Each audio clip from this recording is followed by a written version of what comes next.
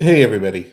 It's another majestic INFJ with a somewhat of a follow-up video to my last video.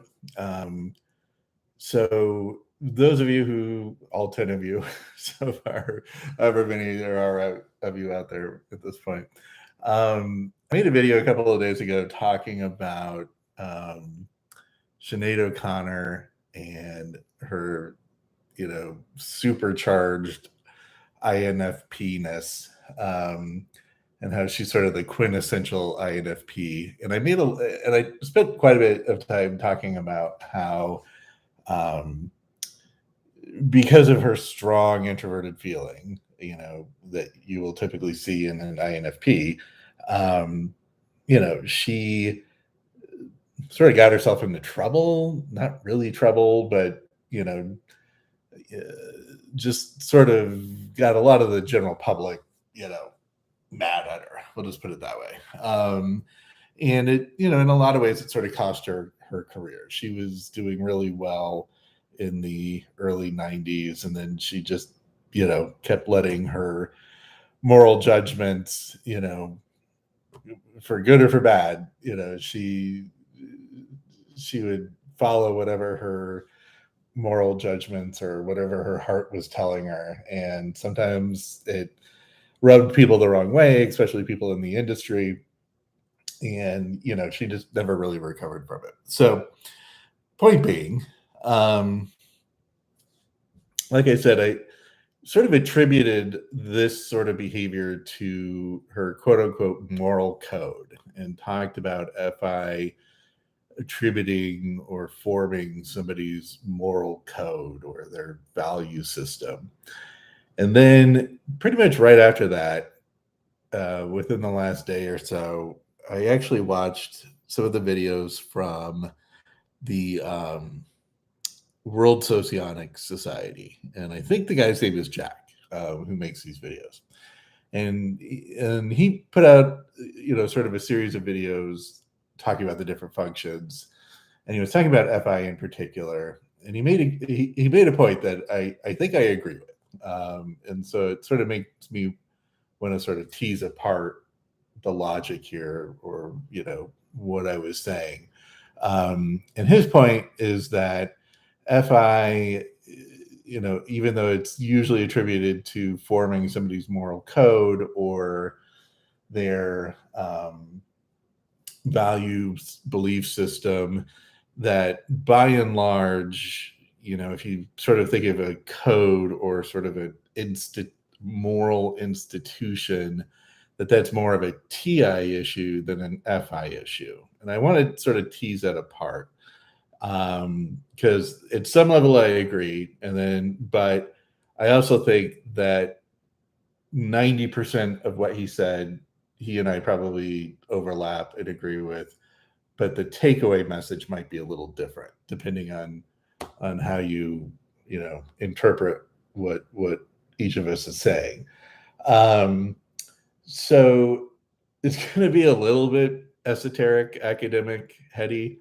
And so if you're not into that kind of stuff, feel free to skip this video. But if you are into, how different cognitive functions sort of separate and or overlap or interact with each other, and you're curious about, what makes something TI versus FI, um, feel free to watch and let me know if you agree and if you've got any comments. And I sort of a couple of things that I want to just sort of clarify up front. I mean, number one, like I always say, all of this personality stuff and really psychology as a discipline in general is all just discourse, and it's all just verbal descriptions of what we think is going on. And anytime you're just interacting in the verbal world, nothing is ever going to be 100% precise. I mean, I've been a lawyer for 20 years, and I've made a living off of the fact that, um, words mean different things to different people. People have different reasonable interpretations of what words mean or what descriptions mean. And so all of this cognitive function stuff, really boils down to, your ability to precisely describe your terms. And where that doesn't work, form analogies or metaphors, to try to get your point across, but it's always going to be open to interpretation. And it's like that just across psychology in general, but especially in this world, in the cognitive functions world.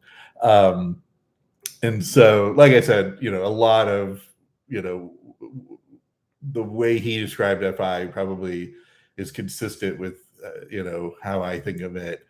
And I could see his reaction being, yeah, that's exactly what I said. And that's fine. Um, and then, the other thing I just want to sort of point out is that my background before I was a lawyer, my background was like brain neuroscience, that part of psychology, cognitive neuroscience. And so when I talk about this stuff, I usually try to map things to brain systems where we know or have a general idea of what sort of functions or operations those brain areas or modules are doing. Um, and so sometimes when I want to differentiate something like, maybe FI from TI, I'll be thinking of, okay, well, you have a brain system that does X and you have a brain system that does Y, and they're totally different brain systems. So to the extent something's doing X, that's probably TI, right? Or to the extent something's doing Y, that's probably FI, right? And so I try to tease apart the functions, not only, just with sort of verbal descriptions and observations of how people act, but also trying to tie as best as we can to certain brain areas that, you know, in my mind, provide more support for the fact that there's something going on here, right? That these personality differences, are real and they're based in reality, in biology. Okay, so those little caveats aside, let's dig into it. Um, so FI, the way that I think about FI, and going back to the brain thing, I mean, there's a whole brain area in your limbic system, mainly involves the amygdala and the nucleus accumbens, where it's what they call your valence system, valence with a V, like V as in Victor. And and in psychology, what valence is basically whether or not you attribute a positive, um, you make a positive attribution to a given object, or you make a negative attribution to a given object. So if I show you this cup, instantaneously, your brain just automatically, for whatever reason, is going to assign either a positive balance to it or a negative balance to it. You either like it or you don't like it. Now, that's, of course, it's not black and white, it's not digital. I would describe it as sort of being on a spectrum, and think of a needle sort of moving along that spectrum, like the old days when you had radio dial needles. And and in general, your needle's sort of pegged right at the middle, right? I mean, that's sort of your homeostasis, your chill mode. Nothing, you're not too positive, you're not too negative, you're just, right, comfy in the middle. And when you see a new object or even an object you're familiar with, that needle's going to move a little or a lot, depending on how much valence you've attributed, positive or negative valence you've attributed to whatever the object is, right? So if it's something that you really like, or it's really, it's really going to benefit you, or provide you know, some sort of benefit to you, then it's going to be, pegged pretty high on the balance spectrum, as positive, right?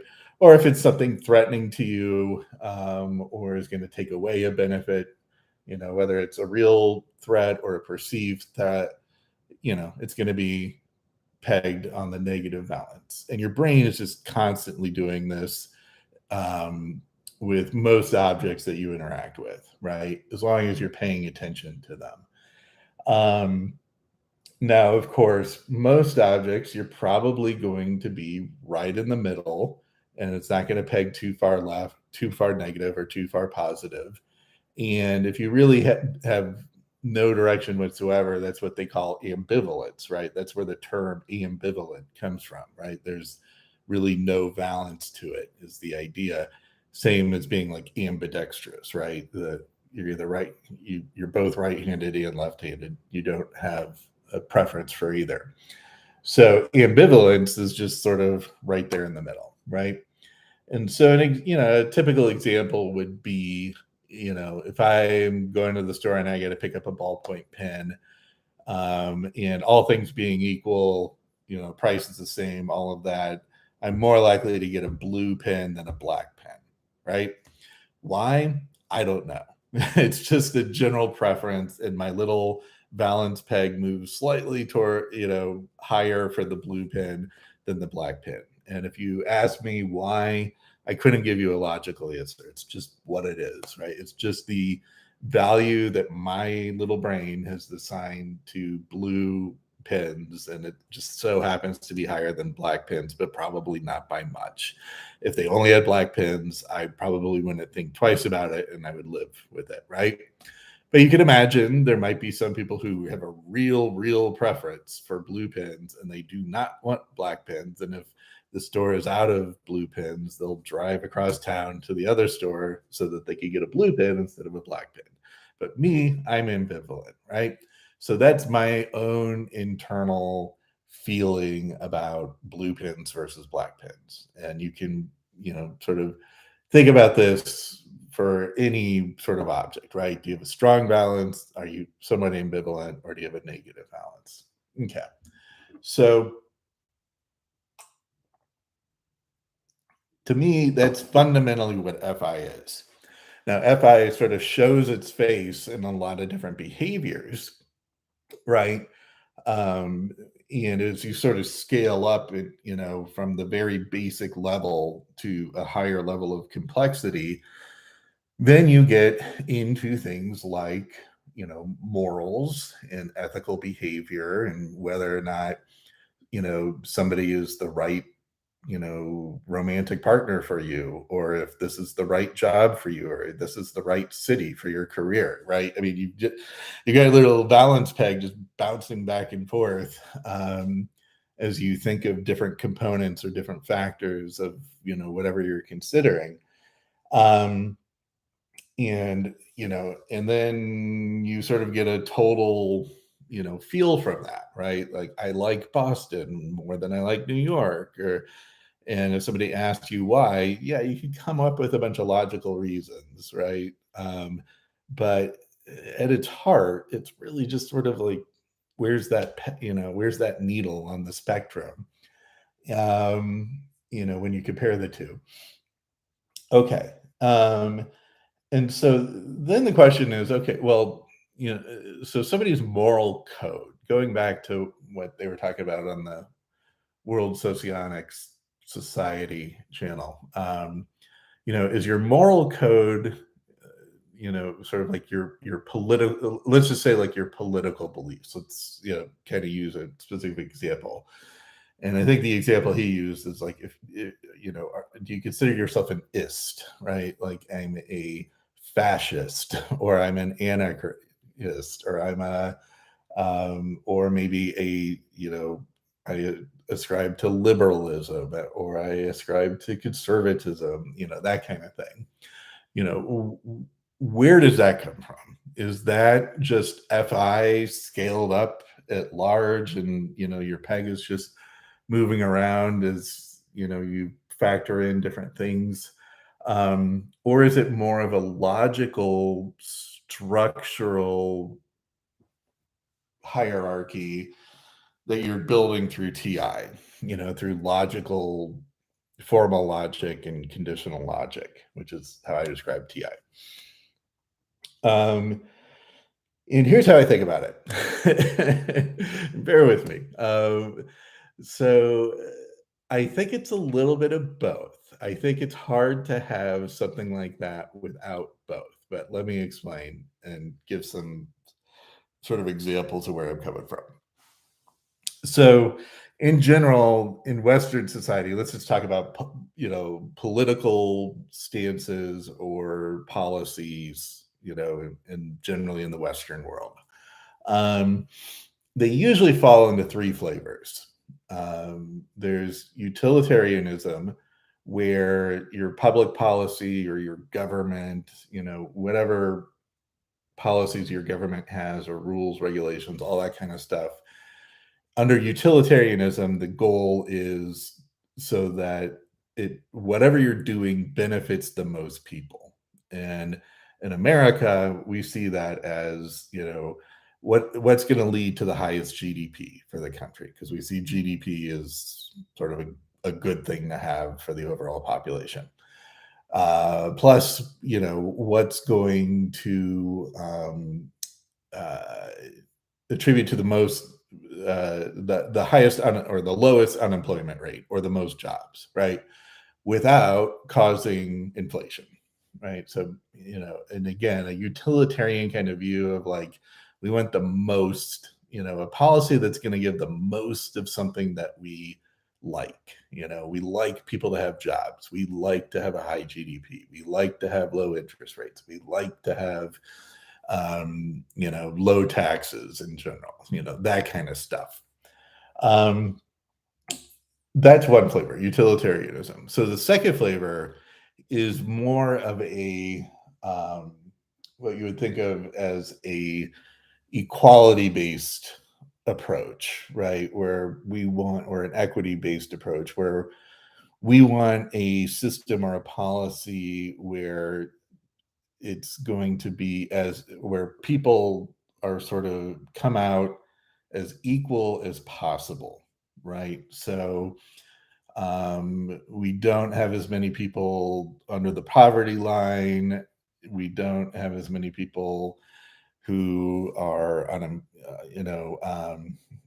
unemployed is probably a bad example, but homeless, that kind of stuff. That's a little bit of utilitarianism, but they focus more on justice and equality and equity, right? So are there marginalized groups that are being treated differently and by sort of the powers that be, right? And so this is probably, your sort of left of center to far left policies, right?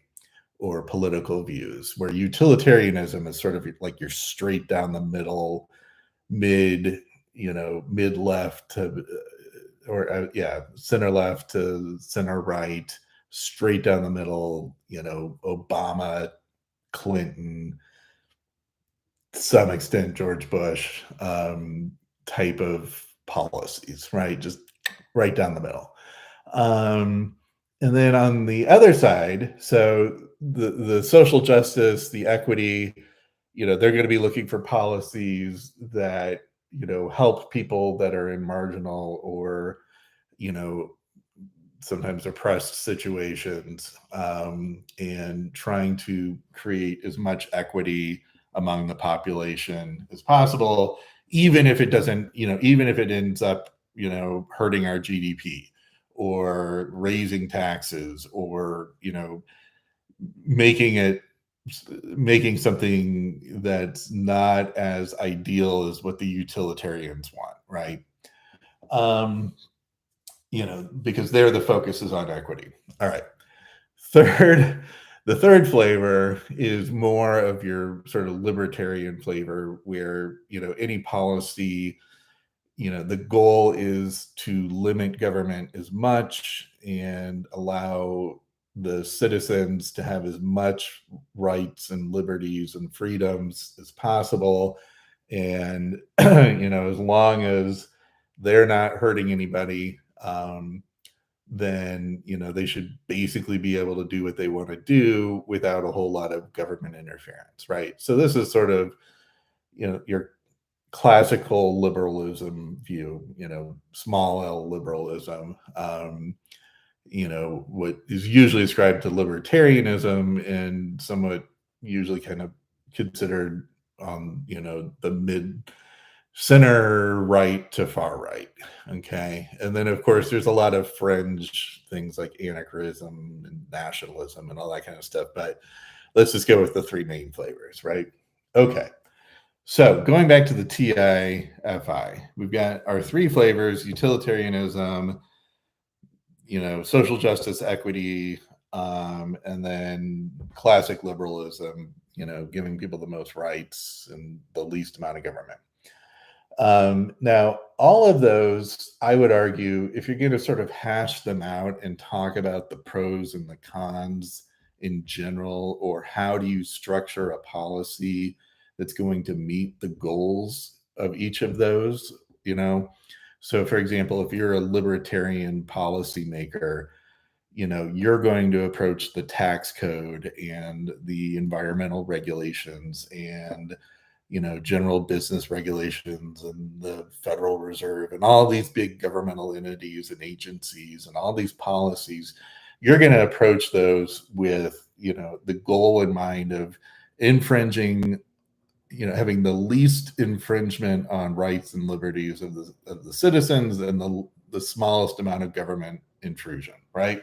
And just making sure that people aren't sort of stepping on each other's toes and hurting each other in the process. Now that is probably mostly a TI exercise, right? How do you come up with a policy that's going to get us to that goal? It's a lot of conditional logic. It's a lot of just TI thinking. And so in that respect, I think, and just sort of building up like, sort of rock solid arguments for, how to implement this policy, that's a lot of TI-ness, right? And so your political philosophers and your political scientists, yeah, they're engaging a lot of TI when they're thinking this policy stuff, right? And it would be the same for the utilitarian, policymakers, and the same for people who are focused on equity and social justice. They're going to look at the tax code. They're going to look at the Federal Reserve. They're going to look at the labor laws and all that kind of stuff. And, do these policies promote equity? Do they help people who are in a, more oppressed or marginalized position than others, right? And we don't really care if it's going to increase taxes or if it's going to infringe on individual liberties or rights, because the goal here is to try to create equity. Now, of course, they might be using a lot of feeling, and we'll get to that, but, to make a sound policy, they really are using TI and conditional logic, right? And I've worked with some people in the government that are sort of on that side. And, yes, they are very logical people. They're not just coming up with arguments based purely off of emotion. Now, some of their supporters might be, but in general, and that goes for both sides, trust me.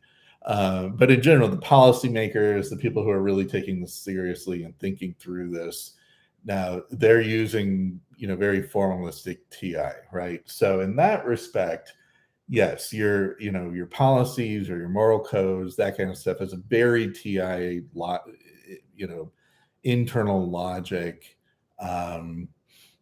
and structure building, hierarchy building, that kind of thing. And so that I would agree with. However, this is sort of reminiscent of the Hume is versus ought dichotomy, right? So we've got three flavors of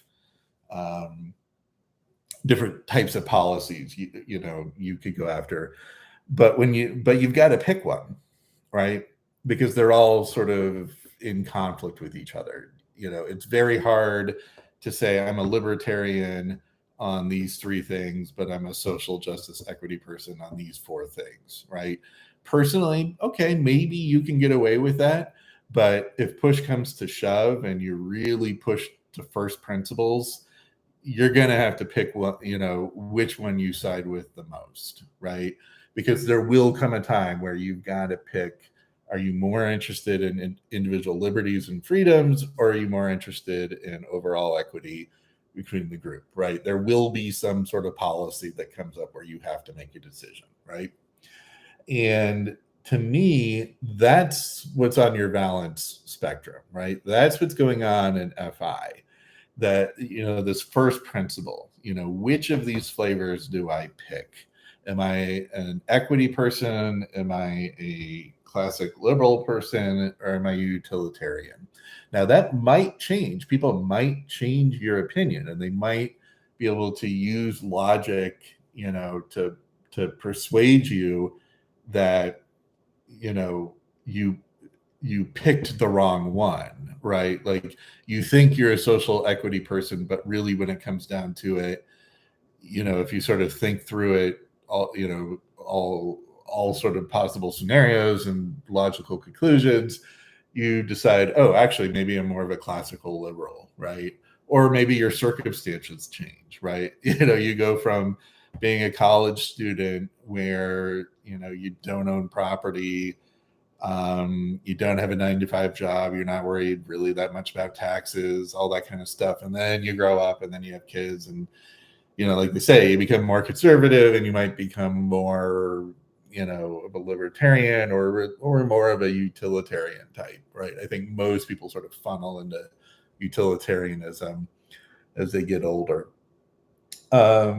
And that's just because, your world changes and your circumstances change, right? But I think at each stage or along the way, it's still an FI decision.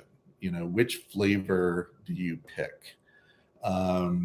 And if anybody is able to change your mind, either it's just because you hadn't thought it through and you thought you liked one flavor, but really you like another flavor, or they've made some sort of emotional pleading to you that you agree with, right? Um, so to me, so when I talk about, like the INFPs and Sinead O'Connor in particular, like really sticking to their moral code and allowing that to sort of guide their life, because they're heavy FI users, I think a lot of it is because they've picked their flavor, right? They've picked their flavor of their political stance or their moral stance, and they want everything to be consistent with that flavor, right? So if I pick, that social equity and is the most important goal of the society, then,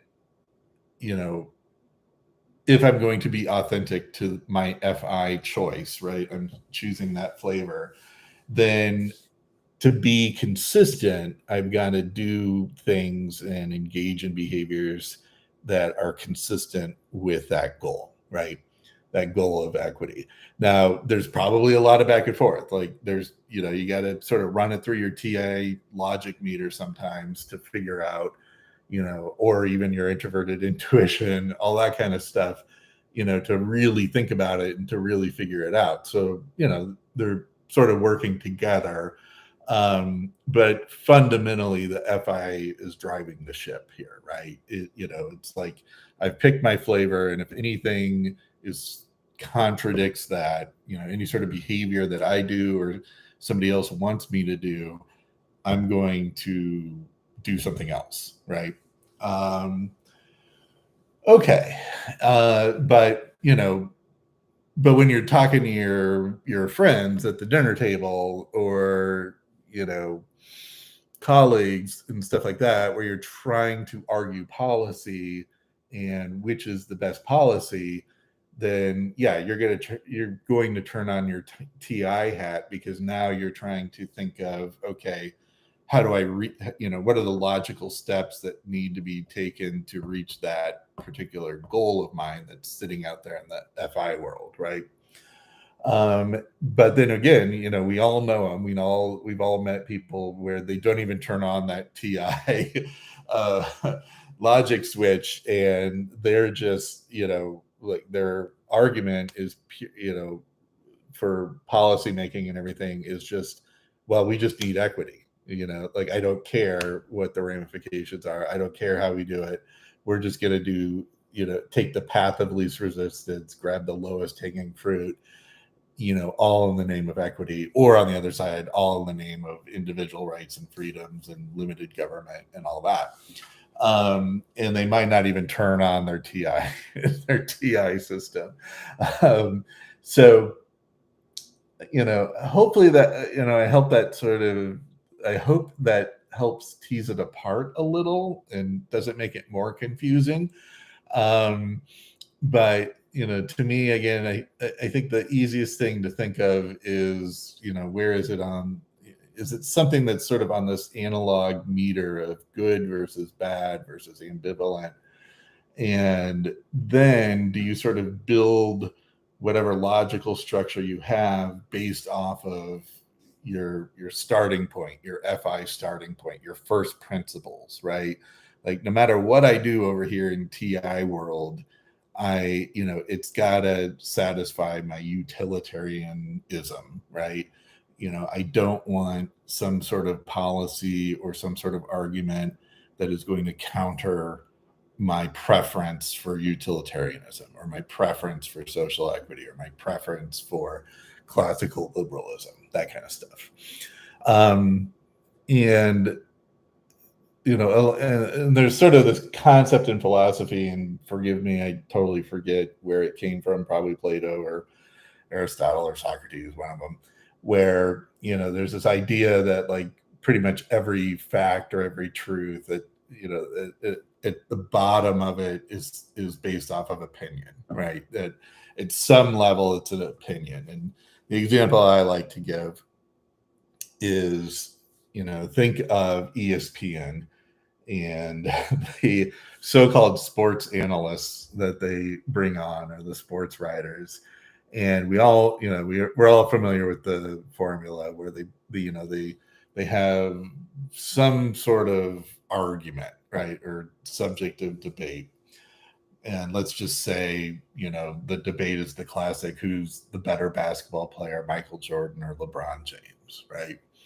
And they're going to get one person who, and they're always ESFPs or ESTPs, right? And they're going to get one person who is, excuse me, going to take LeBron's side, and one person is going to take Michael's side. And then they think what they're doing is engaging in a debate, a TI logic debate, right? Where they're going to, the LeBron guy is going to say, well, he, scored the most points in the NBA, is such and such on the list for rebounds, such and such on the list for assists, blah, blah, blah, blah. Just go down the line of stats. Where the other guy is going to say, yeah, but Michael Jordan won 6, NBA championships basically in a row, if you don't count the time he took off, and pretty much did it on his own, other than Scottie Pippen, of course, who I think doesn't get enough credit, but whatever. And so then it becomes it's more of an FI argument, because it's not about who has the better stats. It's about which stats are more important to you. Which stats do you value the most? Do you value somebody like LeBron, who's done all this statistically great stuff and is obviously, a great player? And you can throw all the stats, at the argument that you want. Or do you just say, hey, championships are what matter, and Michael Jordan's won more championships, and we don't care that the NBA changed the defense rules and all that kind of stuff. And the NBA is different these days. Until you want to be better than Michael Jordan, you need more rings. And those are really just opinions, right? They're opinions about what matters. What stat matters? Is it championships, or is it, numbers of rebounds, number of points, number of assists, all that kind of stuff? And so it's really not a TI argument, right? It's an FI argument. You're just saying, I think these stats that are clearly in the Michael Jordan bucket are more important than your stats that are clearly in the LeBron James bucket. And there's no official answer, right? Where, God or the, extra dimensional aliens are not going to show up and tell us, yeah, championships matter more than, individual stats.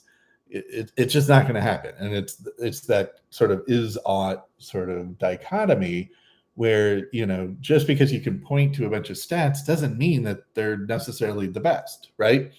And so then it's just sort of a matter of, well, who do you convince on sort of an FI opinion level, right? So let's go back to moral codes and political policy. And remember, we got these three flavors of different policies. And it really comes down to, well, what's your opinion on which policy is the best? Now, we could try to have a logical argument about, you know, libertarianism is better than, the social justice left or equity based policies. We could try to have a logical argument, but it's going to come down to, well, how do you measure the best?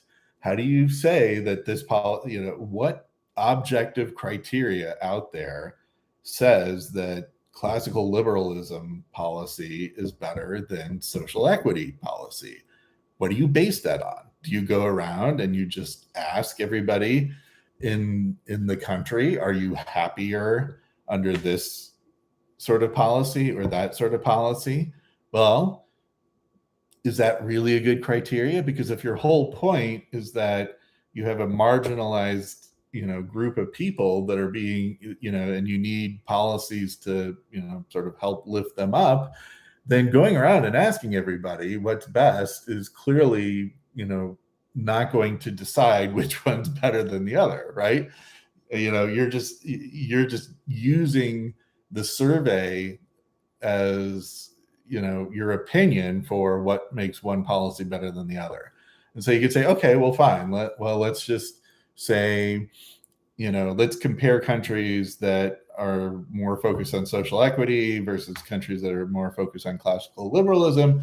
And let's look at their GDP. Let's look at their mortality rates. Let's look at their, some sort of objective criteria, infant mortality or, longevity and stuff. But again, you're just picking stats that you think win the argument, right? And you're going to throw all the stats that are in favor of your side into your bucket, and you're going to ignore all the stats that are in the other person's bucket, because again, it just comes down to which stat do you think, proves the point. But none of them prove the point. Again, like God and extra dimensional aliens are not going to come down and say, well, the best, social policy is the one that results in the highest GDP. That's never going to happen.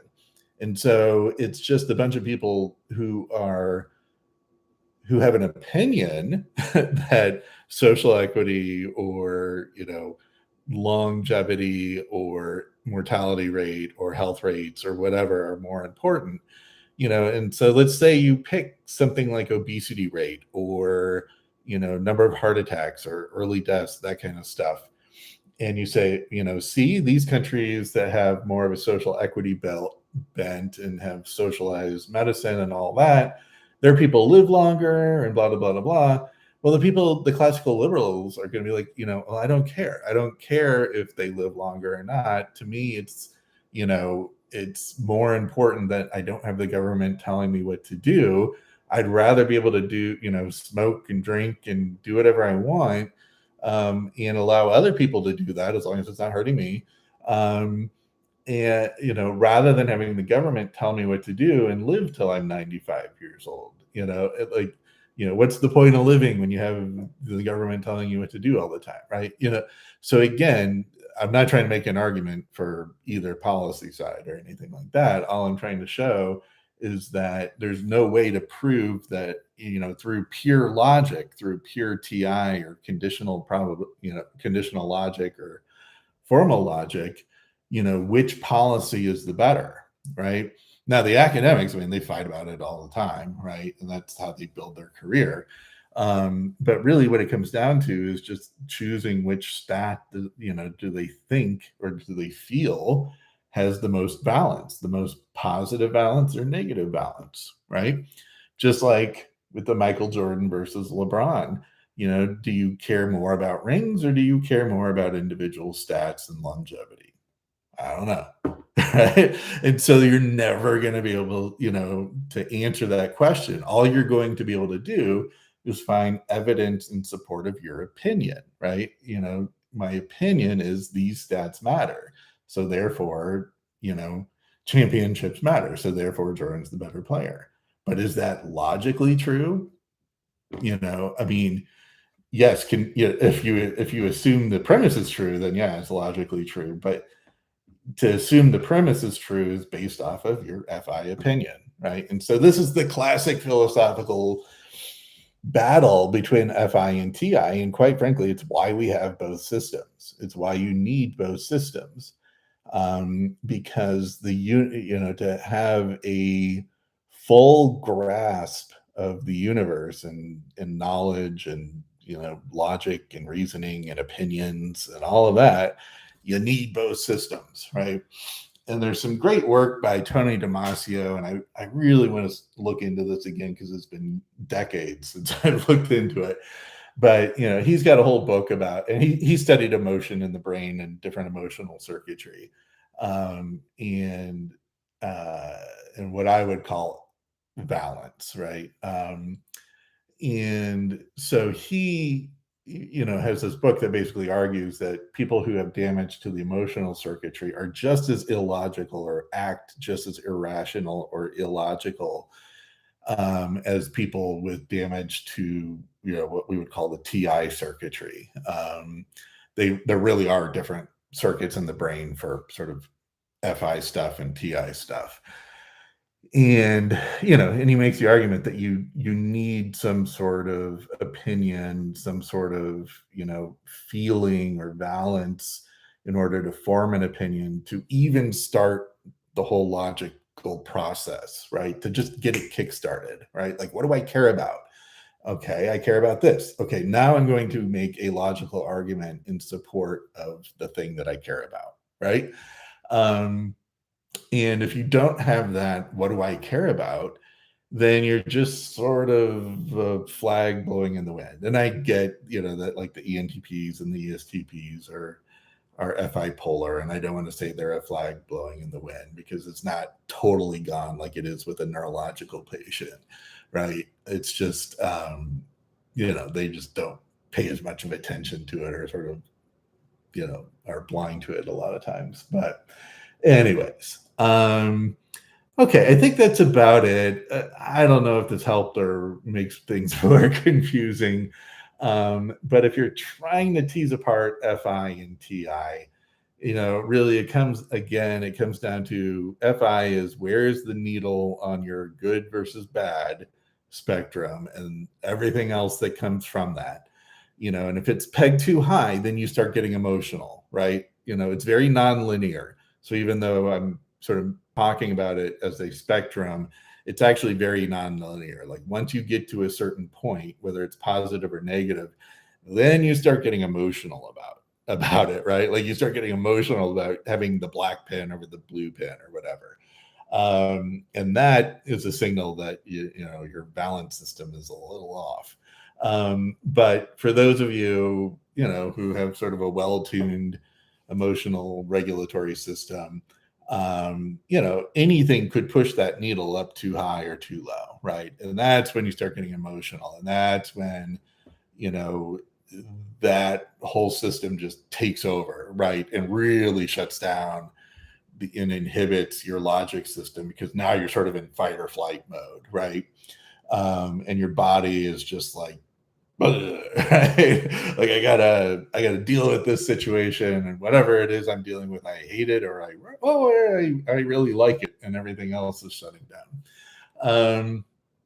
Okay, so I think that's about it. But just on one thing on the last point though, so that's why I don't want to say FI is just emotion, because it's not until you get too far on the spectrum, one direction or the other, that emotion really starts kicking in.